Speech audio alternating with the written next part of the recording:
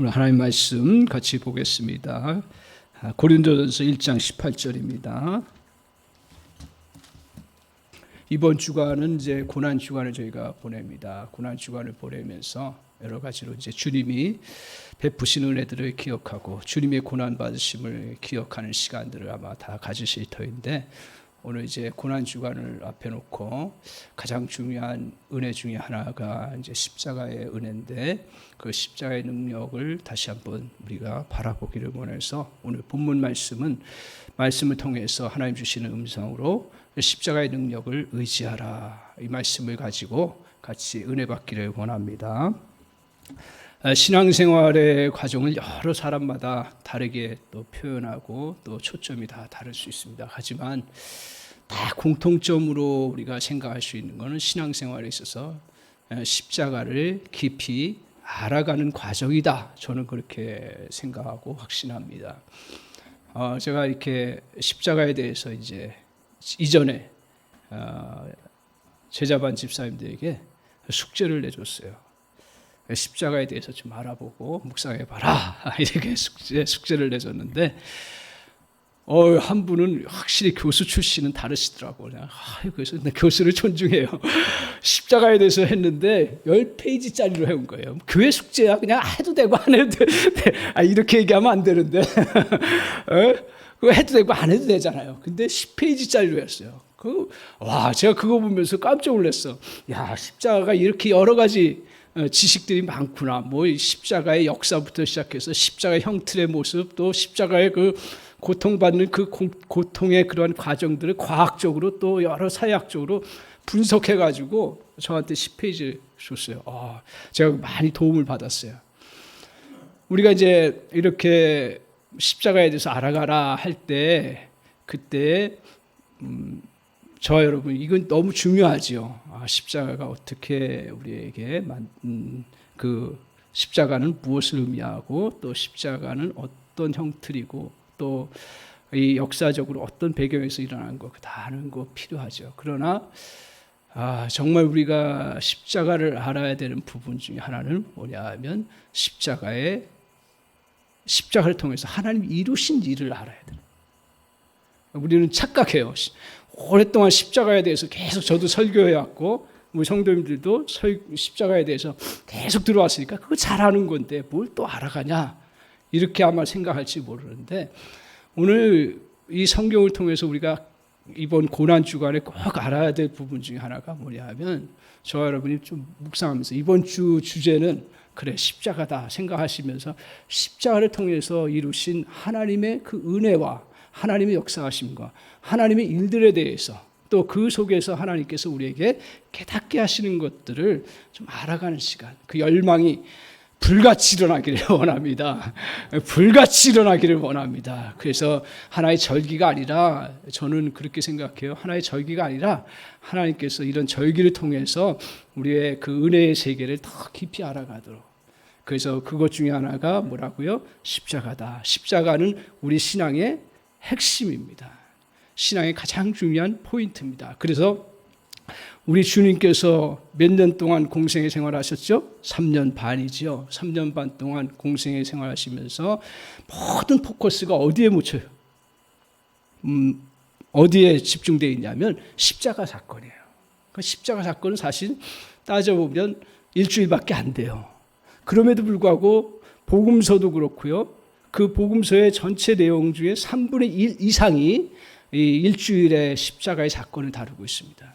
그만큼 제자들도 예수님을 쫓아다니면서 여러 가지 은혜도 받고 말씀도 들었지만, 십자가가 이렇게 중요한 부분이구나 한 걸 깨닫고 성령의 인도하심 속에서 복음서를 기록하는 것이죠. 그래서 이 복음서를 기록하면서 제자들은 이제 자기의 사역의 중심이 십자가라는 것을 알고 십자가를 증거하기를 부끄러워하지 않는다. 그래서 사도 바울도 이렇게 고백합니다. 자기의 복음을 십자가의 메시지로 완전히 단정을 합니다. 그가 얼마나 많은 학문과 지식과 율법과 경험들이 얼마나 많고 또 은혜의 세계를 경험하는 게 얼마나 많은지 몰라요. 그럼에도 불구하고 자기의 메시지의 가장 중요한 부분이 나는 십자가의 복음을 증거하는 일을 나는 끝까지 하겠다라고 선포하면서 나아갑니다. 그렇다면 십자가가 왜 이렇게 우리에게 중요한가요? 십자가가 이렇게 주님이 말씀하신 게 얼마나 많고 주님이 기적 베푸신 게 얼마나 많고 그리고 우리가 알아야 될 거 얼마나 많고 그리고 사도 바울이 자기가 주장해야 될 것들이 얼마나 많은데 왜 십자가에 자기의 목숨을 걸었는가 하는 부분이에요. 그것은 우리의 실존을 통해서 깨달을 수가 있습니다. 이제 조금 인생을 저와 여러분이 사셨잖아요. 이 사실 때마다 가끔 어떤 경험을 해요? 왜 내가 이렇게 곤고하지? 왜 내가 이렇게 살아야지? 오라, 나는 어떻게 이러지도 못하고 저러지도 못하고. 그래서 사도 바울의 표현대로 이야기하면 이 사망의 몸에서 누가 나를 건져내랴 하는 것들을 아마 저는 행복하게 살았죠. 저도 목회하면서 교회 안에서 살았는데 가끔은 그럴 때가 참 많아요. 참 많아요. 그래서 내 안에서 나를 자세히 들여다보니까 우리 성도님들과 저는 다 제가 자부하기는 열심히 살아가시고 도덕적으로도 훌륭하시고 법이라고 하면 정확하게 하시는 분들이 우리 교회 성도님들 가운데 많아요. 거의 다 그런 것 같아. 저는 좀 통성이 있거든요.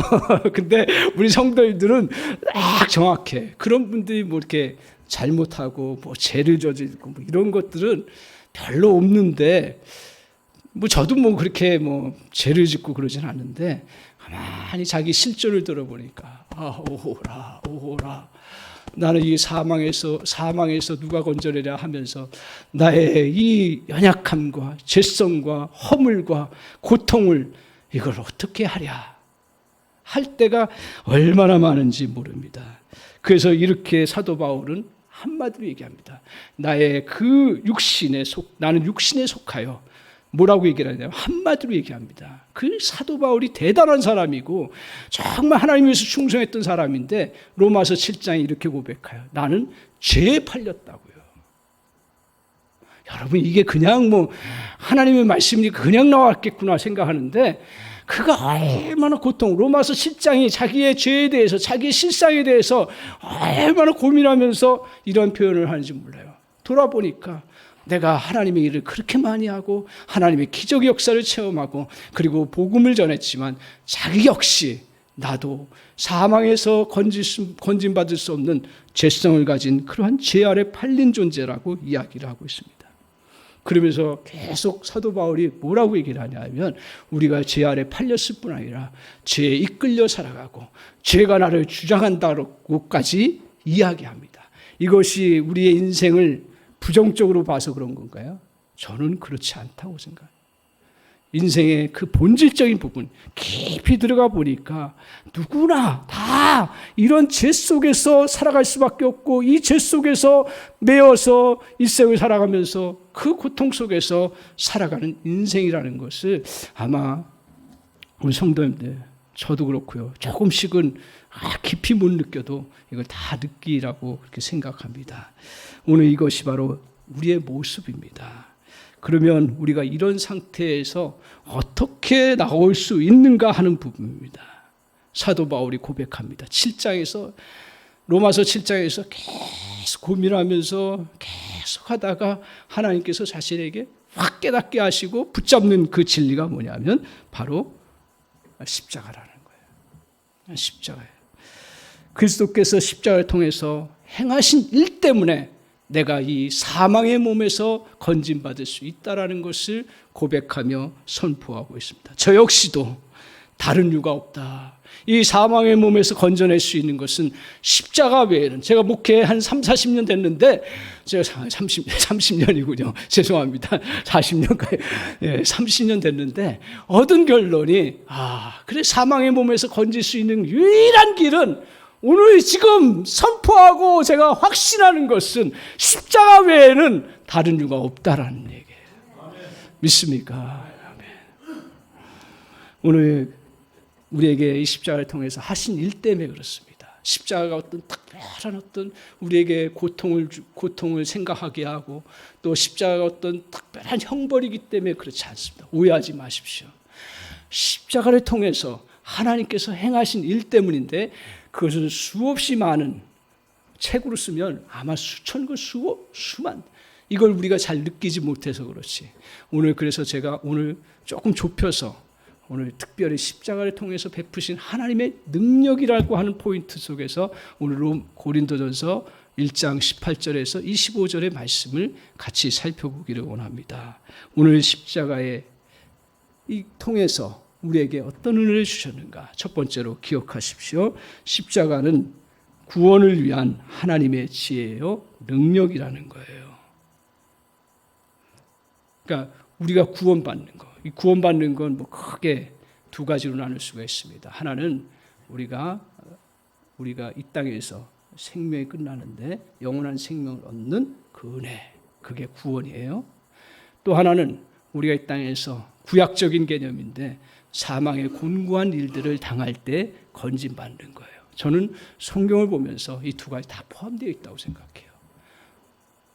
일제시대 때는 너무 현실이 고통스러우니까 저 천국에 가는 걸 다 사모하면서 그 바라보다 보니까 신학이 어느 쪽으로 발전했냐면 내세에 대한 포인트만 발전하게 되어 있던 거예요.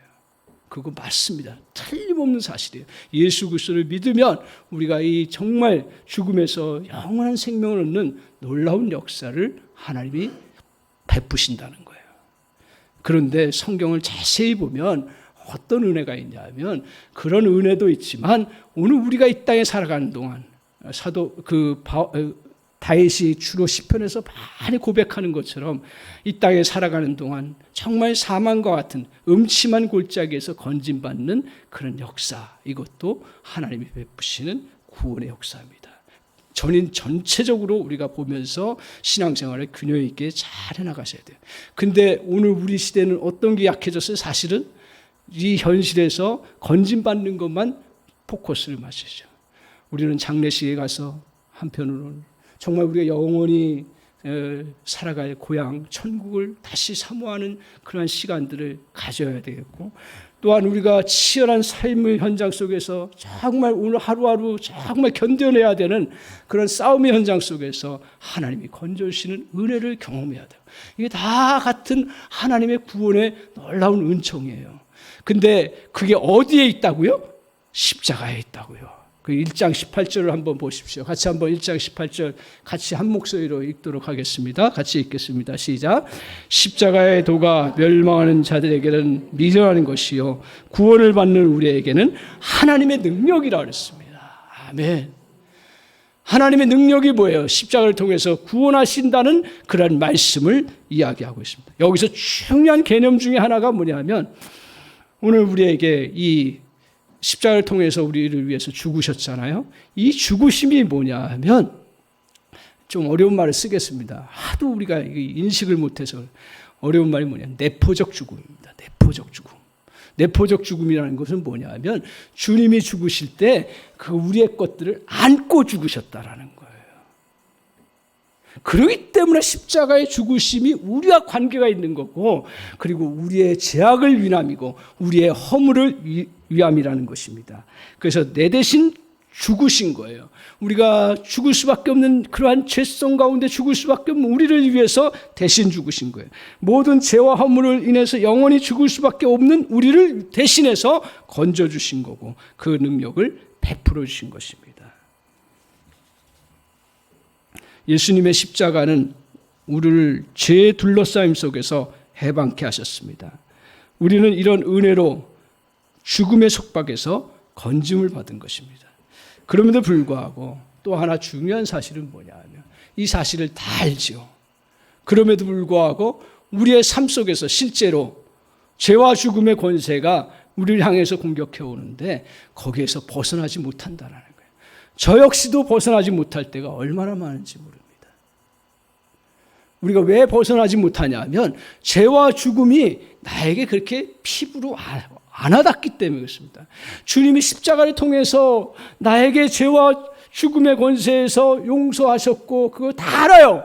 그럼에도 불구하고 세상 사람들 지금 우리가 성경을 이야기할 때 세상 사람들에게 얘기하는 게 아니에요. 저 여러분을 향해서 얘기하는 말씀인데 오늘 믿는 사람도 이것을 다 알면도 불구하고 실제로 죄와 죽음의 권세에서 늘 어떻게 보면 헤맬 때가 얼마나 많은지 몰라요.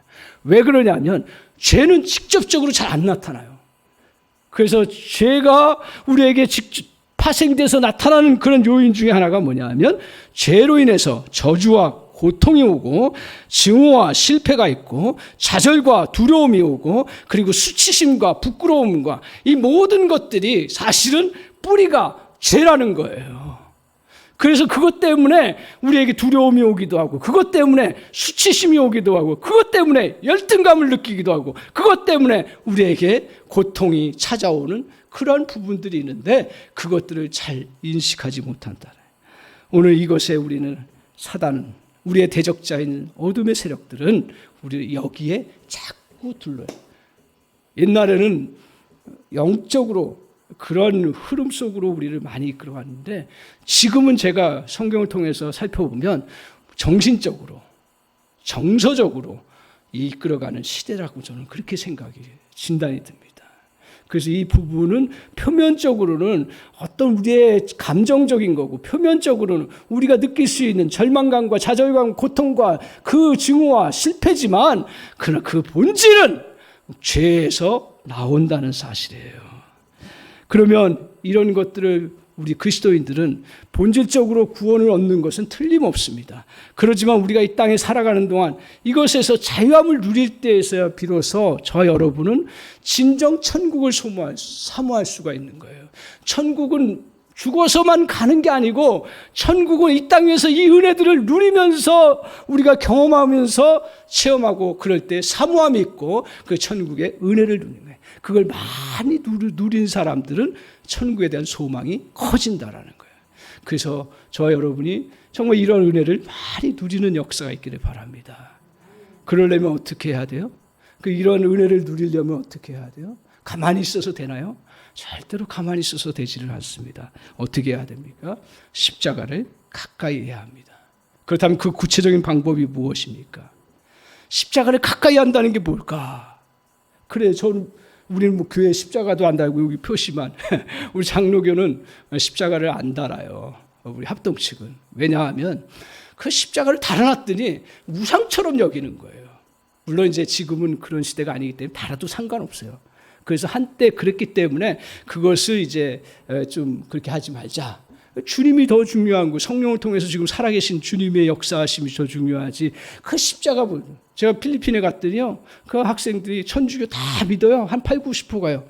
근데 어떻게 믿냐면, 미신적으로 믿어요. 그 마리아상 그 발 앞에 키스하고, 또 이렇게 또 키스하고 만져주고, 그러면 이제 들어오고 나오고 가서 다 그런 건 아니지만 제가 봤던 학생들과 거기 가정에 보니까 그렇게 하더라고.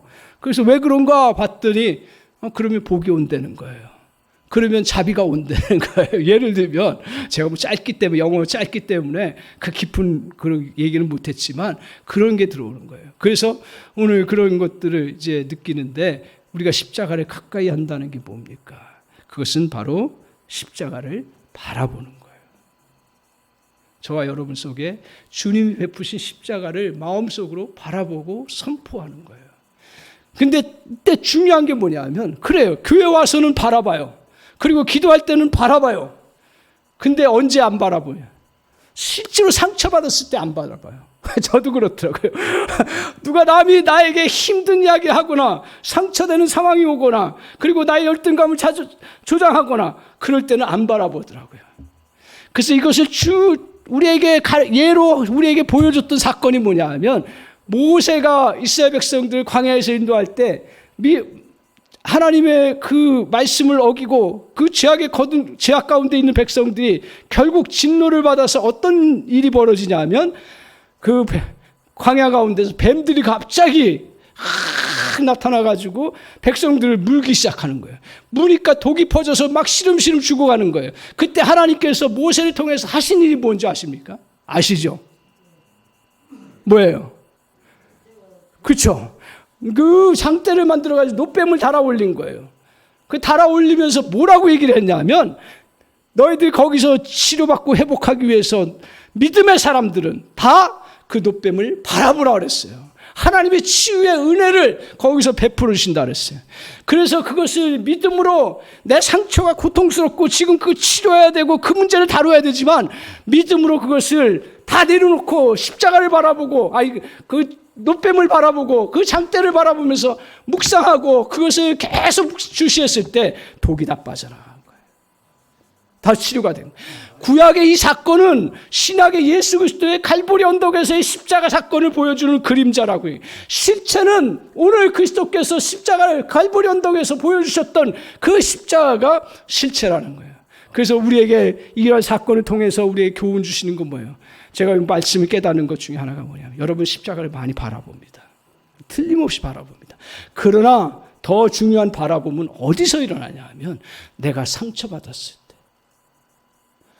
내가 다른 사람한테 정말 나의 잘못이 있겠지만 어떻게든 나에게 고통을 주는 그러한 고통의 소리 듣고 내 안에서 정말 실패감과 좌절감과 두려움과 염려가 들어올 때 그때 그것을 내려놓고 십자가를 바라보는 거예요. 그러면 그 속에서 하나님의 놀라운 그러한 구원의 역사, 오라 사망의 이 몸에서 누가 나를 건져내랴 할 때 분명하게 확신하건대 주님께서 그 십자가를 바라보는 심령에게 그 건짐에서 해결해 주시는 놀라운 역사를 베풀어 주실 줄 믿습니다. 오늘 우리 영적으로 잘 저 여러분이 구별하는 은혜가 있기를 바랍니다. 사단은요 너무너무 우리를 잘 압니다. 그래서 그 사람의 사람됨과 죄와 허물 누구보다도 더 정확하게 안다는 거예요. 그래서 그 사단은 겉으로 나타나지는 않아요. 절대. 사단은 나는 본 적은, 물론 영적으로 체험한 사람, 저는 본 적은 없어요. 근데 성경을 통해서 가르쳐주는 그 사단의 간교함은 뭐냐면 우리에게 이러한 죄로 인해서 파생된 그러한 부분들을 너무너무 정확하게 보여준다라는 거예요. 그리고 거기에 빨려 들어가도록 한다라는 거예요. 그래서 그 사단은 오늘 그 사람의 선한 양심까지도 사용해요. 놀라워요. 양심이라는 것은 하나님이 주신 놀라운 은총 중에 하나입니다. 양심이 개발되지 않으면 우리 이 땅에서 살아갈 수가 없어요. 하나님이 양심을 통해서 하나님을 알게도 하셨다 그랬어요. 그렇기 때문에 양심이라는 건 너무 좋은 거지만 이 좋은 걸 가지고 사단은 오히려 그것을 가지고 우리를 얽매이게 만드는 그런 요인이 된다는 거예요. 그리고 사람들이 얼마나 좋아요. 제가 만난 사람들은 다 좋더라고. 나쁜 사람들 가끔 외부에서 만나지만 다 좋아요. 그러니까 제가 온실 아래 있는 사람이죠. 저는 사실 세상을 잘 몰라요. 세상에 아내한테 구자리 맞는 것 중에 하나가 그거예요. 난 세상을 잘 몰라요. 솔직히 조금 알아도 잘 몰라요. 세상에 악한 사람들이 얼마나 많아요. 우리 성도님들은 얼마나 힘들까?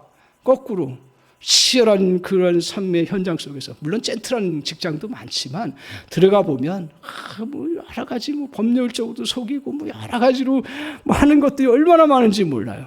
그런 사람들, 좋은 사람인데 불구하고 그런 걸 통해서 우리에게 치명적인 말을 안길 때가 있고 치명적으로 우리에게 힘들게 할 때가 있고 치명적으로 우리에게 손실을 가져올 때가 있어요. 사람을 통해서. 또 심지어는 또 법을 통해서도 우리에게 고발합니다. 그래서 로마서 8장에 뭐라고 얘기를 하냐면 누가 우리를 송사하리요? 누가 송사해요? 사단이 우리를 송사한다 그랬어요. 그래서 우리를 계속 고발해 나갑니다. 오늘 이러한 고발을 즐거워합니다. 자기도 같이 저 여러분들도 그거를 내 속에서 즐거워해요. 표현이 좀 그렇지만 그걸 허락한다는 얘기예요. 방조한다는 얘기예요. 그래서 오늘 그런 속에서 그런데 오늘 십자가의 은혜로 구원받은 사람은 이런 송사 앞에서도 넉넉히 이길 수 있다는 믿음을 가지시기를 바랍니다. 십자가의 구원의 은혜 때문에 사단은 더 이상 로마서 8장에 우리를 정죄하거나 고발할 수 없다라고 이야기를 하고 있습니다. 누가 능히 하나님께서 택하신 자들을 고발하려 의롭다 하신 이는 하나님이시라 했어요. 그러니까 저 여러분이 실패했을 때, 또 정말 다른 사람부터 말할 수 없는 그런 오해와 상처를 받았을 때, 그때, 그리고 내가 정말 이 사방으로 우겨쌈을 당했을 때 우리 안에 찾아오는 이 고발 소리에 여러분 묶이지 않기를 바랍니다. 묶이지 않으려면 어떻게 해야 돼요? 주님께서 십자가를 통해서 이루신 누가 우리를 송사하리요? 의롭다 하신 이는 주님이시라고 얘기를 하고 있어요. 그래서 우리가 그 은혜를 덧입고 믿음으로 선포해야 된다. 오늘 우리 시대에 정말 여러분 편한 시대지만 저와 여러분이 정말 치열하게 싸워야 되는 부분 중에 하나가 뭐냐 하면 이러한 믿음의 싸움이에요. 세상은 호락호락하지 않습니다. 그리스도인들은 낭만적이지 않습니다. 지난주에 이어서 제가 계속 그 말씀을 드리지만 그리스도인의 삶은 사랑, 긍휼, 자비, 이게 우리의 최고의 가치지만 교회가 사랑하는데 왜 저렇게 문제가 있어? 라고 이야기를 하는데 문제 있는 것이 우리의 현실이고 우리의 아픔이고 우리의 이 땅에서의 실존이라는 거예요. 그렇기 때문에 그리스도인들은 이러한 믿음의 선한 싸움을 싸워나가야 되는데 싸울 때 이러한 십자가를 통해서 우리에게 주신 말씀들을 믿음으로 이겨나가야 되는 거예요. 그리고 그걸 싸워서 물리쳐 나가야 되는 거예요. 근데 이때 우리에게 중요한 부분 중에 하나가 있습니다. 오해를 해요. 사단이 고발하는 것과 우리 하나님께서 우리를 향해서 양심을 통해서나 말씀을 통해서 정말 이렇게 들려주시는 그러한 음성, 그것들은 다르다라는 거예요. 오늘 사람들은 사단의 음성, 그러니까 우리 잘못했으면 기독교 신앙은 오해하지 마시고 구원파처럼 내가 구원받았으니까 이제 조금 잘못해도 다 용서해 주실 거야. 맞습니다. 본질적으로는 다 용서가 됐어요. 그러나 오늘 용서받았다고 해도 우리 그리스도인들은 뭐예요? 이걸 관계로 풀어야 되는데 법정적으로 푸는 게 아니라 관계로 풀어야 되는데 하나님의 자녀가 되었어요. 하나님의 양아들이 되었어요. 그러면 옛날 습관이 하루아침에 다 고쳐져요. 그러면 그 잘못했으면 그것을 고백하고 그 잘못한 것을 인정을 해야 되는데 오늘 어떻게 된지 기독교 교리를 오해해가지고 밀양에서도 그런 영화가 나온 거예요. 그 잘못된 기독교의 모습을 고발하는 거예요. 자기가 다른 사람을 죽여놓고도 그 양심의 가책을 안 느껴요. 그건 아니죠. 이건 복음을 오해하는 거죠. 왜 그렇습니까? 오늘 우리는 하나님의 자녀로서 과거의 죄, 현재의 죄, 미래의 죄 다 용서하는 건 사실이에요. 그래서 구원파가 좋은 점도 있어요. 이런 확신이에요. 근데 이걸 비유로 제가 좀 시간 없지만 설명을 드리면 양아들로 내가 아들을 삼았어요. 자 보세요. 양아들로 삼았어요. 과거에 저 잘못된 길에 있던 아이를 내가 양아들로 삼았어요. 그러면 그 양아들이 내가 아들 됐어요. 그러면 그 아들의 과거의 허물들을 잘못들을 용서할까요? 안 할까요? 하죠. 그죠? 그리고 자기 집에 왔어요. 그러면 양아들 자기 집에 왔다고 하루치면 변화될까요? 안 되죠. 또 잘못했어요. 용서할까요? 안 할까요? 하지요. 또 미래에 얘가 잘못할 거예요? 안 할 거예요? 하지요. 그죠? 그러면 용서할 거예요? 안 할 거예요? 하죠. 왜? 양자로 삼았기 때문에. 너는 나의 아들이기 때문에 삼았다. 우리가 이런 면에서 확신과 그러한 은혜를 붙잡는 거예요. 그렇기 때문에 우리는 부족하고 잘못했지만 그러나 하나님의 자녀로서 그것을 우리가 받아주셨기 때문에 내 잘못과 허물들 다 갚아준다. 그런데 제가 하나 얘기해요. 이 아들이 이제 왔어요. 와서 다른 애 거 옛날의 습관처럼 자기가 다른 애 거 자전거를 훔쳤어요. 그죠? 그러면 그게 발각됐어. 훔쳐요. 그러면 용서를 구해야 될까요? 말할까요? 구해야죠. 왜? 아이고, 아버지 다 받아줬는데 뭐. 법정적으로는 맞아요. 다 용서해줘요. 그러나 아버지와의 관계, 이 아버지는 어떤 자세를 갖기를 원해요? 내 아들처럼 되기를 원하는 거예요. 그러니까 성경을 통해서 하나님께서 우리에게 원하시는 건 단지 우리를 구원해가지고 그냥 막 살아가도록 하시기 위해서 부르신 것이 아니라 우리를 구원하셔서 하나님의 자녀답게, 그래서 너희는 그리스도 안에서 온전케 되라고 하시는 말씀이 성경에 있는 거예요. 그렇기 때문에 저와 여러분, 우리 한사람교회에 그런 성도는 없지만 잘못했다 그러면 잘못했으면 잘못했다고 고백하고 하나님 앞에 다윗처럼 금식을 하든지 하나님 앞에 처절하게 자기 잘못의 대가를 받든지 다 받아야 되는 거예요. 안 받으면 안 되는 거예요. 받아야 되는 거예요. 받아야 되는 거예요. 그렇지만 용서해 주시고 다시 받아주시고 또 하나 뭐예요? 회복시켜 주신다라는 거예요.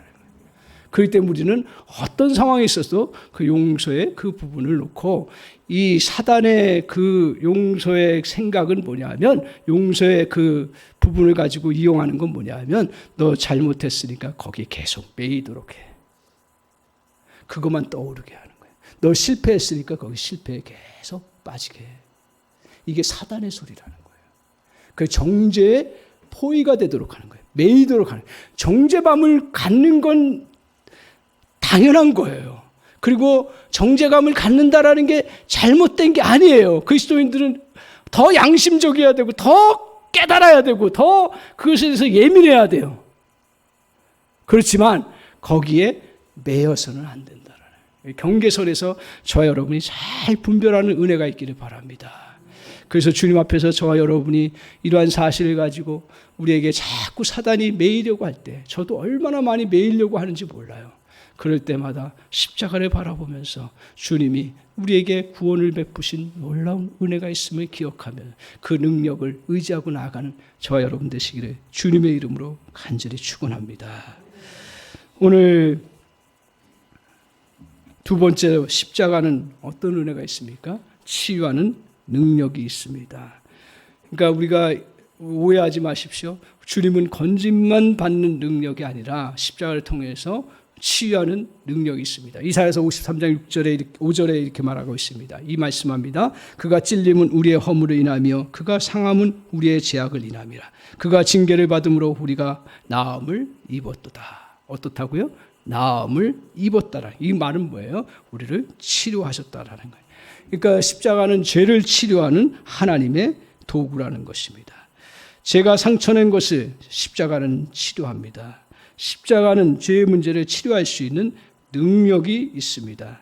그래서 우리는 그 치유의 능력 앞에 나가야 되는 거예요. 이 길이 열렸어요. 그러면 여러분 이제 우리 안에 깊이 들어와 있는 게 얼마나 많은지 몰라요. 오늘 아무리 세상 가운데서 잘 살아왔어도 제가 만나본 사람들, 저에게 마음을 열어놓고 다 얘기한 사람들은 다 안에 상처가 있고요. 다 안에 정말 열등감이 있더라고요.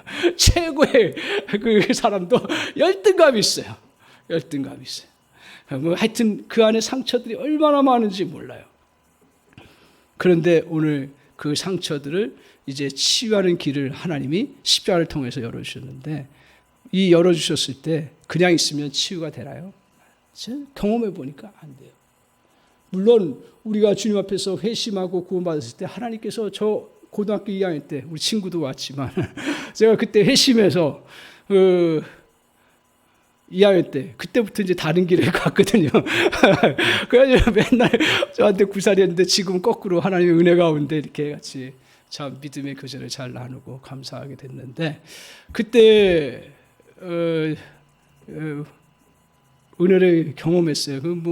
물론 교단적으로 보면 문제가 있는 곳이긴 해요, 사실은요. 근데 하나님 역사하실 때는 막대기도 쓰시거든요. 그래서 제가 한월산 가가지고 이제 기도하면서 하나님의 은혜를 체험했는데, 진짜 그때 짧은 순간이지만 막 그냥 은혜가 임해가지고 제가 무슨 죄가 많아요. 고등학교 2학년인데 막 죄가 생각나고 하나님 앞에 통해 자복이 일어나고 그러면서 놀라운 은혜를 경험한 것 중에 하나가 그 죄 용서함의 은혜가 뭐라는 걸 우리 속된 말로 시원하게 느꼈습니다. 시원하게.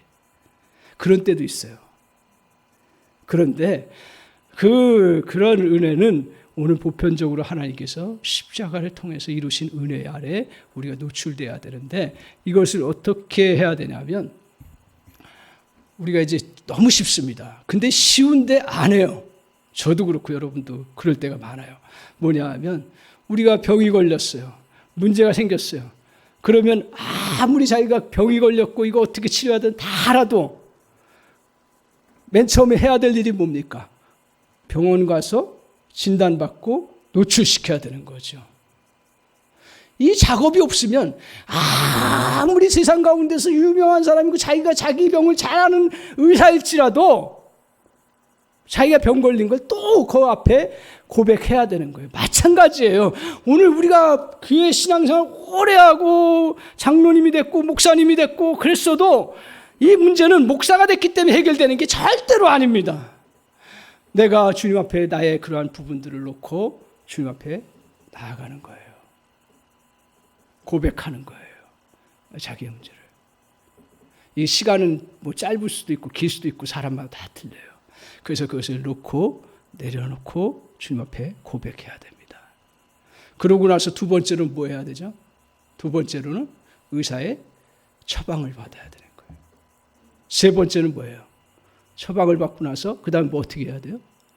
먹어야죠. 처방받고 안 먹는 사람 있어요. 안 먹는 사람 있어요. 이 원리입니다. 십자가 안에서 우리가 정말 여러분 믿습니까? 저는 상담도 필요하고 또 어떤 우리의 자기 성격 테스트도 필요하고 여러 가지 정신과적인 분석도 필요하고 다 필요해요. 그리고 어떤 때는 약도 필요해요. 다 먹어야 돼요. 그런데 정말 본질적으로 우리가 믿음의 고백을 해야 되는 것 중에 하나가 뭐냐면 본질적으로 치료하는 것은 어디에 있냐면 십자가의 능력 아래 있는 줄 믿습니다. 그 선포를 하고 그 다음에 일시적으로 병원에 갈 때는 병원에 가지만 그러나 진정 치료되는 길은 이러한 주님 앞에서의 치료의 과정입니다. 그러면 이 치료의 과정 세 단계라고 했어요. 첫 번째로 우리가 그러면 어떻게 해야 돼요? 주님 앞에 내가 상처받고 고통스러운 부분들을 여러분 사람에게 너무 따질 건 따져야 되지만 너무 따지지 마시고 주님 앞에 가지고 나오세요. 그게 기도라는 형태로 나오든 묵상이라는 형태로 나오든 또 어떤 잠시의 찬양으로 나오든 가지고 나오세요. 그 문제를. 그리고 그걸 주님 앞에 자기가 입으로 고백해야 되는 거예요. 제가 보니까 그걸 고백해야 되더라고요. 나 이런 문제가 있습니다. 고백하는. 십자가를 바라보면서. 두 번째는 뭐예요? 그렇게 되면 그 다음에 가만히 묵상하면 기도를 오래 하다 보면 뭐 꼭 오래 안 해도 하나님이 들려주시는 음성이 있습니다. 그 음성은 여러 가지로 나타나요. 어떤 사람에게는 뭐 직접적으로, 뭐 저는 여태까지 직접적으로 경험한 적은 없어요. 뭐 직접적으로 경험했다면 경험은 하나님 그렇게 주실 수도 있겠지, 뭐 하나님인데. 근데 더 중요한 건 뭐냐면 저 같은 경우는 말씀을 생각나게 해요. 그리고 또 하나님께서 주셨다는 그 확신이 마음속에 들어요. 여러 가지예요. 그러니까 그거는 뭐라고 할 수가 없어요. 그러니까 이게 경험적인 거기 때문에 다 다양해요. 그렇기 때문에 그것들을 주님 앞에서 원리를 가지고 주님 앞에 가지고 나가서 고백을 하고 그리고 하나님이 이것을 통해서 무엇을 주시려는가 하나님 앞에 찬양하면서 기다릴 수도 있고요. 말씀 보면서 기다릴 수도 있고요. 또 기도하면서 기다릴 수 있고요. 기다림의 시간이 필요해요. 세 번째는 뭐예요? 그걸 받았어요. 그러면 이거를 실제로 가서 자기가 순종을 해야 되는 거예요. 약을 먹는 건 순종하는 거예요. 약을 먹는 것은 자기가 행동으로 옮기는 겁니다. 제가 얼마 전에 아주 친한 목사님하고 교제를 나누면서 이제 자기 고백을 하시는 거예요. 이 목사님, 내가 요새 나에 대해서 이제 좀 더 나이도 들고 그랬기 때문에 한번 나를 객관적으로 평가하고 나의 또 목회도 한번 점검해 보기 위해서 아주 유명한 목사님이시면서 상담가예요. 전문가예요. 최고예요. 제가 보기에는. 그분 앞에 가서 또 친하니까 또 아주 모든 성격 분석부터 시작해가지고 모든 데이터를 친히 해주신 거예요. 친히. 다 해주시면서 이제 했어요. 그러면서 이제 자기 성향도 분석하고 자기 목회 그 컨설팅도 받고 여러 가지 다 하는데 너무 좋다는 거예요. 그런데 얼마 전에 너무 큰 어려움을 힘든 것들을 겪었다는 거예요. 뭐냐 하면 이제 목회자에게는 여러 가지 이제 필요한 것들이 많은 자질 중에 거기에 목사님이 두 가지가 부족하다라는 게 나온 거예요. 지도력과 결단력. 지도력과 결단력이 부족하다라는 거예요. 그래서 그러면서 이제 그래 그렇구나 하고 했는데 근데 그 다음 말이 이제 이 상담가는 목회자이기 때문에 정확하게 해줘야 되잖아요. 맞는 말이에요. 근데 이게 상처가 된 거예요. 뭐냐 하면 이 지도력과 결단력이 없으니까 지금 목사님 목회 현장을 보세요. 열매가 없지 않습니까? 그러니까 이분이 갑자기 상처가 된 거예요. 저 같아도 상처해야 될 것 같아요. 근데 또 그때 어떤 상황이냐면, 상처받을 상황이면 어떤 상황이 되냐면, 또 사람이 약할 때예요. 특히 눈이 이제 한쪽 이게 렌즈 망막 있죠. 그게 떨어져 가는 과정이 있는 거예요. 그러니까 이제 병원에서 치료하면서 이게 막 실명될 수 있다는 이야기 듣고 막 그러면서 몸이 약해지는 거예요. 그 목사님 원래 건강하거든요. 근데 운동도 못하지. 계속 그것 때문에 치료받으면서 약해지고 눈 실명될 수 있다고 하는 상황인데, 근데 그 얘기를 하니까 지금 내가 70이 돼가는데 그러면 지금 어떤 열매를 더 맺으라는 얘기예요. 그 절망감이 확 찾아온 거예요. 그러면서 너무너무 막 힘든 거예요. 내가 그 상담을 더 받아야 되나 말아야 되나. 거기서부터 시작해서 왜 저 목사님이 저런 얘기를 했지? 내가 이렇게 실패했다고 해서 나를 무시하나? 그러면서 온갖 것들이 자기에게 다 들어오더라고요. 근데 이제 이 문제를 놓고 조용히 뭐 다른 방법이 없으니까요. 목회자들 익숙한 방법이 기도하기 시작하는 거죠. 기도하면서 십자가의 은혜를 바라보기 시작하는데, 근데 맨 처음에는 계속 우리가 십자가 앞에 가도요, 잘 내놓지 못하는 게, 저 사람 왜 저랬지? 저거 어떻게 내가 반응해야지? 저거 어떻게 내가 나중에 대처해야지? 이런 게 떠오르는 거예요. 그렇게 하다가 하나님께서 은혜를 주셔서 기도하면서 자기 부분을 솔직하게 하나님 앞에, 하나님 나 열매가 없네요 진짜. 하나님 나 정말 내 결단력도 없고 지도력도 없네요. 막 이렇게 기도하는 거예요. 하나님 어떻게. 그렇게 기도를 얼마나 했는지 모르지만 하여튼 기도하면서 주님 앞에 나갔을 때 그때 자기 마음속에 깨달아지는 말씀이 하나 나오는 거예요. 기가 막힌 말씀이에요. 뭐냐면 무슨 말씀이냐면, 열매는 뭐예요? 오늘 그리스도인들의 열매는 뭐예요? 사실은요. 그렇죠. 할렐루야. 성령의 열매예요. 사실은요, 우리가 목회자들 마찬가지지만 성령의 열매를 얼마나 많이 맺고, 자기 자신뿐만 아니라 목회자는 이제 성도들에게 그 성령의 열매를 잘 맺도록 도와주는 거죠. 뭐 성도님들은 자기 자신이나 가족에게 성령의 열매를, 그게 사실은 열매예요. 성령의 열매는 뭐예요? 사랑과 희락과 화평과 온유와 절제와 인내와 충성과 자비와 양성과, 그거예요. 오늘 너무 우리는 물질주의 속에 살아가기 때문에 우리가 무슨 열매하면 뭐 큰 업적을 이루고, 물론 그것도 열매예요. 그 나쁘게 평가하지 않아요. 너무 중요해요. 그렇지만 진짜 열매는 뭐예요? 성령의 열매예요. 내 안에 사랑이 넘치. 그렇게 말씀을 듣고 나니까 자기 안에 얼마 안 되는 성도지만 사랑 가운데서 막 자기가 섬기고 기쁘게 하고, 제가 봐도 그래요. 하나님이 그러나 사랑의 열매가 있구나. 그리고 성도들 간에 자비를 나누고 긍휼을 나누고 서로 충성을 나누고 막 이래요. 그 교회가 얼마나 충성스러운 교회인 줄 아세요?